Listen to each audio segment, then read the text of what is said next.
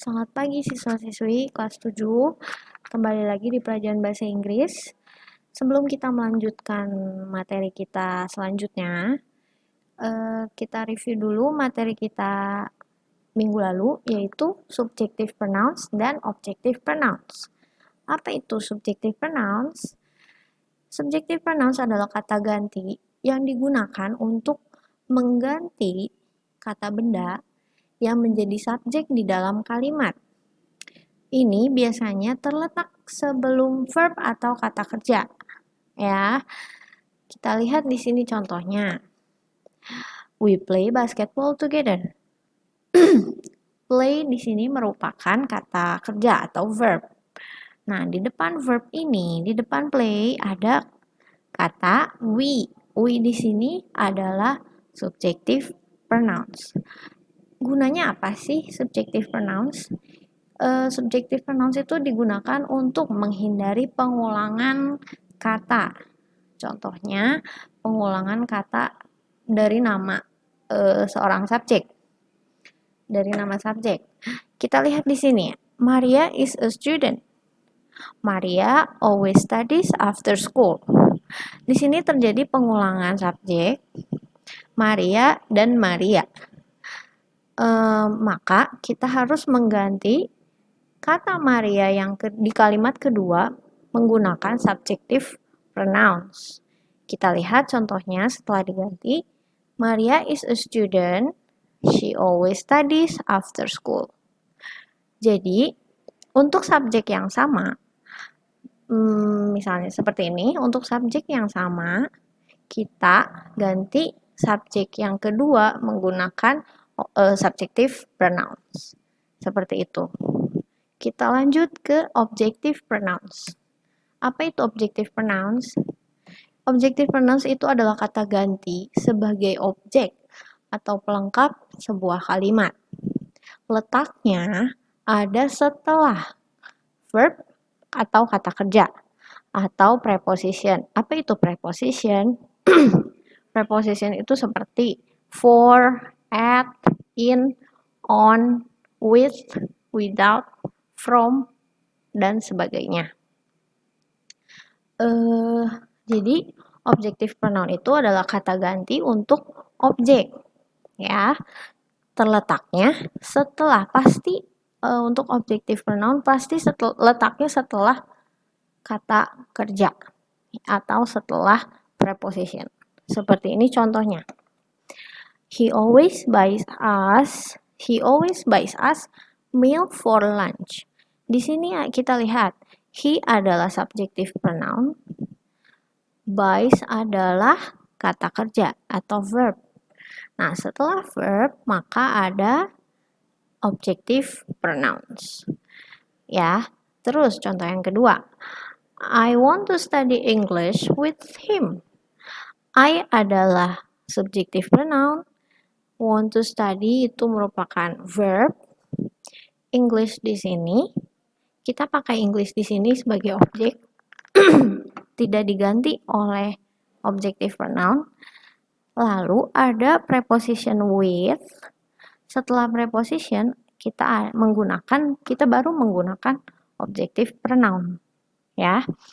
Kenapa English di sini kita tidak mengganti dengan objective pronoun? Karena maknanya akan tidak jelas. Ya. I want to study, misalnya English adalah sebuah benda yang harus kita ganti menjadi it. I want to study it with him. Apa yang dimaksud dengan it? Kita tidak tahu, tidak terlalu jelas. Maka English di sini tidak diganti.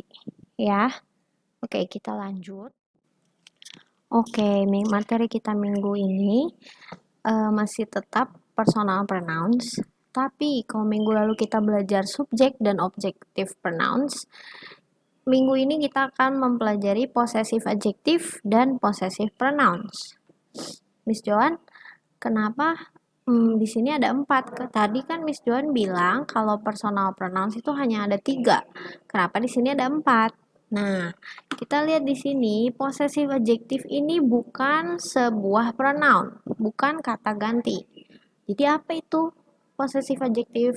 Kita lihat ya. Oke, possessive adjective. Dia bukan pronoun, melainkan sebagai adjektif atau kata sifat. Jadi ingat ya, adjektif adalah kata sifat. Nah, possessive adjective ini letaknya ada di sebelum kata benda atau sebelum nouns.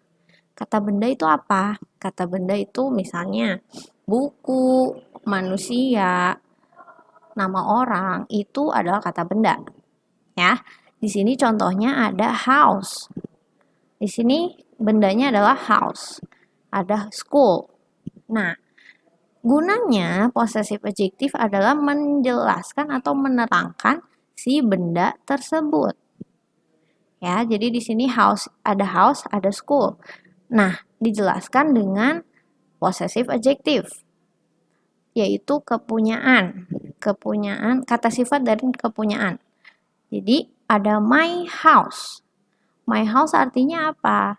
Rumah punya saya. Ya. Jadi, dijelaskan dengan possessive adjective bahwa rumah ini adalah punya saya. Ya, terus where is your school? Nah, di sini kata bendanya adalah school. Di depan school ada possessive adjective, yaitu your. Nah, kepunyaan dari kamu, ya, dari kamu kita pakainya your, kepunyaannya. Terus next, setelah kita tahu possessive adjective, baru kita bisa masuk ke possessive pronouns. Bedanya apa dengan possessive pronouns? Kita lihat. Possessive pronouns bermakna sama dengan possessive adjective, yaitu menerangkan kepunyaan ya.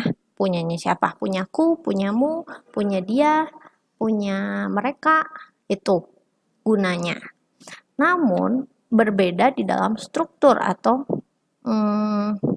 cara penggunaan. Kalau possessive pronoun gunanya untuk mengganti noun atau kata benda. Jadi ingat ya, kalau pronoun itu namanya kata ganti, berarti dia mengganti satu kata menjadi kata yang lain. Jadi possessive pronoun adalah menggantikan noun atau kata benda, sedangkan possessive adjective untuk menerangkan kata benda. Ingatkan ya, baik-baik. Kita ulang. Possessive pronoun gunanya untuk mengganti kata benda, ya. Sedangkan possessive adjective gunanya untuk menjelaskan kata benda. Beda ya. Nah, kita lihat. Possessive pronoun digunakan ketika object of possession diketahui berdasarkan konteks. Maksudnya apa? Maksudnya, kalau object of possession tuh kayak gini. My house. Ya. Diganti menjadi possessive pronoun jadi mine. Nah, kamu tahu dari mana mine itu adalah my house? Kita lihat di sini nih. Maksudnya, tadi kan di sini dibilang possessive pronoun digunakan ketika object of possession diketahui berdasarkan konteks. Kita lihat di sini. Di sini, they are my shoes. Sepatu saya. Terus di sini, they are mine. Yang mine itu apa? Yang mine itu apa sih? Mine itu adalah sepatu. Karena di sini lagi ngomongin sepatu saya. Gitu. Kita lihat di sini ya. If the shoes belong to me, di sini me adalah objective pronouns, tapi saya tandain merah makanya ya. Yang saya tandain merah adalah objective pronouns. If the shoes belong to me, they are my shoes. They are mine. Sekarang kalau Miss Joan tutup ini nih. There are mine-nya Miss Joan tutup. Ya. Kita Kita lihat sini. Kalau there are mine-nya dihapus. If the shoes belong to me, there are my shoes. Ini masih oke, ya. Tapi, sorry. Tapi, kalau ini if the shoes belong to me-nya Miss Johan hapus. Jadi, there are my shoes. There are mine. Ini masih oke ya. Masih tahu apa yang dimaksud dengan mine itu apa sih? Mine ini adalah sepatu saya. Kita lagi ngomongin sepatu, ya. Nah, sekarang kalau Miss Joan hapus there are my shoes-nya, there are mine, sekarang tinggal they are mine. Apa sih yang dimaksud dengan they are mine? Ini akan tidak jelas artinya, ya. Makanya di sini dibilang possessive pronoun digunakan ketika object of possession diketahui, ya, diketahui berdasarkan konteks. Jadi kalau nggak diketahui, artinya akan seperti ini, tidak jelas, tidak jelas. Paham? Kita ulangin yang nomor 2, number 2. If the car belongs to you, kalau mobil ini punya kamu, it is your car. Ini punya kamu. It is your car. It is yours. Ya, di sini jadi ini ada kayak turunan gitu. Menurun dari objective pronoun ke adjective possessive atau possessive adjective, lalu turun lagi ke possessive pronoun, ya. If the car belongs to you, it is your car, it is yours. Coba kalau Miss Joan buang, if the car belongs to you, masih tetap it is your car. Ini kita masih ngomongin car. Kamu tahu kita lagi ngomongin sebuah mobil, ya. Tapi kalau kita hapus it is your car-nya, it is yours. Tinggal it is yours doang. Apa yang yours? Bingung kan? Bisa aja yang yours handphone atau rumah, mungkin gak jelas, ya. Oke. If the books belong to her, they are her books. Ini dari objektif ke adjective possessive, lalu turun lagi ke possessive pronoun. If the books belong to her, they are her book. They are hers. Oke, nah yang di belakang yang bertulisan bold, hitam, ini merupakan possessive pronoun. Ya, dia mengganti, kamu lihat di sini. Dia mengganti my shoes menjadi mine. Dia mengganti your car menjadi yours.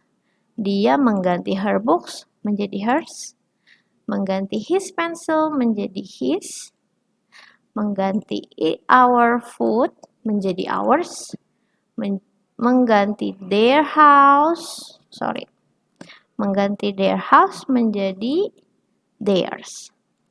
Ya, jadi kamu ingat kalau possessive pronoun dia mengganti, bukan menjelaskan. Kalau yang menjelaskan adalah ini adalah possessive adjective. Sampai sini paham ya? Oke, nanti latihannya akan di-share di Google Form seperti minggu lalu. Linknya ada di Google Classroom. Kalian kerjakan sampai nilai kalian KKM. Oke, terima kasih sudah mendengarkan. Sampai bertemu minggu depan. Terima kasih, selamat belajar.